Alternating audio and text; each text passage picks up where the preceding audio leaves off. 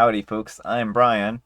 And I'm Slappy. And here's some Reddit. As you can see, Amber is a creepy doll from Goosebumps today. Alright, our first letter is titled, Am I a jerk for discussing my frustrations with my unwell husband? My husband is a 30-year-old male, and I'm a 26-year-old female, and we've been together for 7 years. We have a great relationship a majority of the time. We recently got married, and we even have a 4-year-old child together. I must mention that I suffer with frequent migraines, and maybe I get a fever probably once or twice a year when the weather breaks.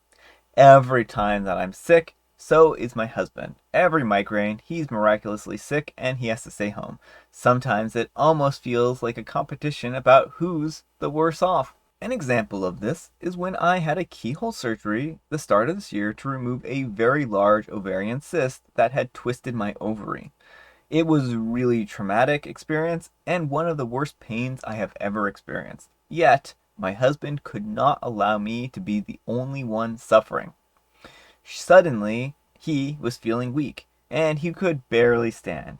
Yet the day after I returned home from my surgery, he made a miraculous recovery and was going to football training like nothing had happened. However, then proceeded to get unwell straight after training had finished. I did call him out on this, but he said that he did not want to discuss it as he cannot help how he feels. Another memory that sticks out is that I remember when my little one was a newborn. I got metastasis, which came with a fever due to infection. Then suddenly my husband was sick as well, bedridden. So he was unable to take care of the little one just in case he gave his illness to her. I just accepted this and I got on with it. However, today was the final straw. I had woken up with a migraine and I called into work sick. I intended to sleep all day and just to rest. However, my husband rang me every hour to tell me that he is unwell and that he thinks that he should come home. My husband was completely fine until I informed him that I was sick and not actually going into work. This time, I actually ended up losing it with him. I said that I needed some space and to rest. So if he was unwell, then he can go to his parents' house and rest and come home when he feels better. I also called him out on always saying that he's sick when I am. My husband got really upset with me about all of this and told me that I am being really insensitive and he cannot help being unwell at the same time as me, that I am childish to think that he would say that he is unwell just because I am. He also said that as he feels that we do not spend as much time together as we did before we had the child, he finds that this is the best time to do so, as we are at home without the little one. I told him that I like to be by myself when I feel unwell, and that he said that was selfish and ended the call. I tried to ring him back when I calmed down, but he is now ignoring my calls. Of course, I can understand people can be sick at the same time, but this is every single time that I am sick. I feel bad as I really did go in on him. I do not know if I'm being a petty jerk for getting so worked up about this when maybe all he wants to do is spend time with me and that I should be grateful. All right, folks, what do you think? Jerk or not the jerk? Not the jerk. I mean, there are two possibilities here. Yep. There are people who do feel sympathy pains. I don't think this is the case here because of the whole football thing, Yeah. but that is a possibility and something that could be checked out by a psychologist. Yeah. The more likely scenario is that he is coming up with illnesses for some reason. It could be because he doesn't want to have responsibilities. It could be because he wants to spend more time with you somehow. Yeah. I don't know, but he's definitely being unreasonable, whatever the case is. Yeah. Well, I think that this is definitely starting to cross into the territory of maybe he should go seek some professional help. I would like to give him the benefit of the doubt and say that maybe he's doing this because of some other underlying issue, like you said, maybe sympathy pains. But again, like it comes across as really odd that he's sick every single time that you are OP. And I think again, like with the whole him not being able to help with the child thing, Mm-hmm. that makes it seem more like he doesn't want to be saddled with the responsibility of caring for either you or someone else when you're sick or someone else is sick. So it could be that he just doesn't want to take the time or energy to help out when someone else is sick, so he uses this excuse of, oh, I'm sick too, so, oh well, I guess I can't help out. Well, I find the whole trying to turn this into a quality time thing weird. Like, when I'm sick, I do not want to be hanging out with people. I just Mm-hmm. want to be lying down and, like, waiting for everything to go back to normal. Yeah. I'm not like social time. Yeah, it sounds like OP's relationship overall is very good. It's just these times when OP is sick, he's also sick. Anyhow, take care and good luck. All right, folks, our next letter is titled, Am I a Jerk for Telling My Sister That She Could Have Dated the Guy That She Liked Had She Not Been Such a Misogynistic Pick Me Up? I'm a 20-year-old female. My sister Kim and I are identical twins.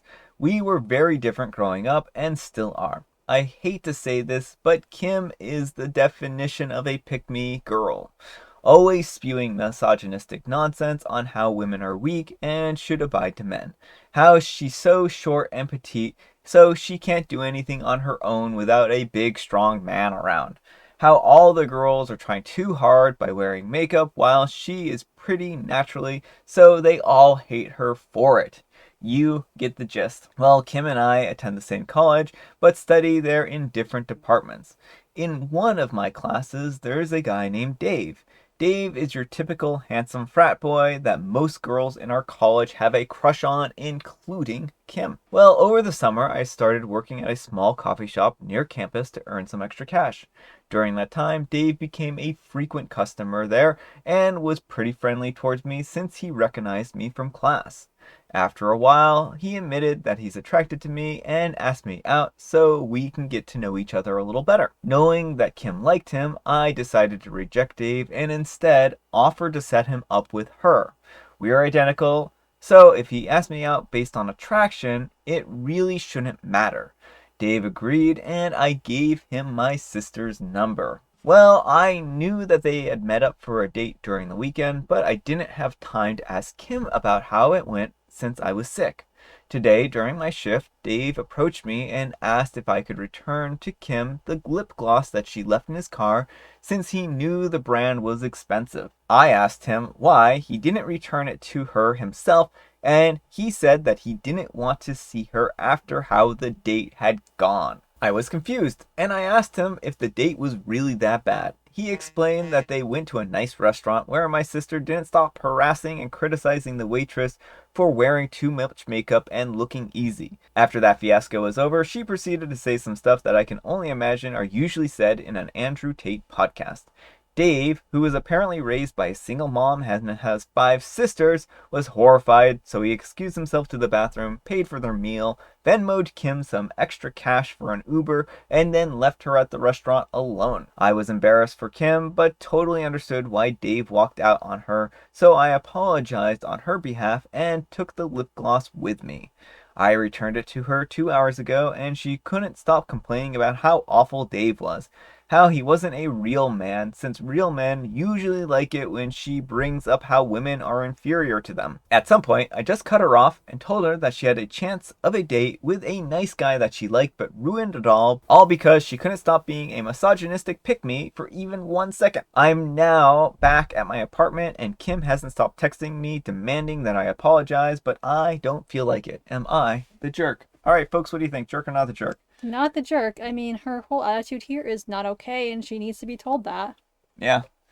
Pretty much, pretty much. This is just like, I don't know if there's any nuance here other than she had an opportunity at dating someone and she kind of blew it by being a bad person, right? Mm-hmm. And we should all strive to be our best selves. And in this case, I don't think that she was being her best self. Mm-hmm.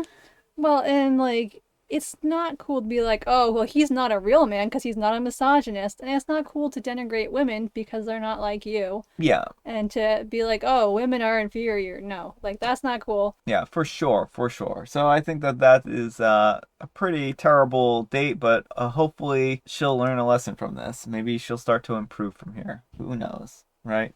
Anyhow, take care and good luck. All right, folks, it is tea time. Grab your beverages of choice. I have some tea right here. Amber's got a joke for us.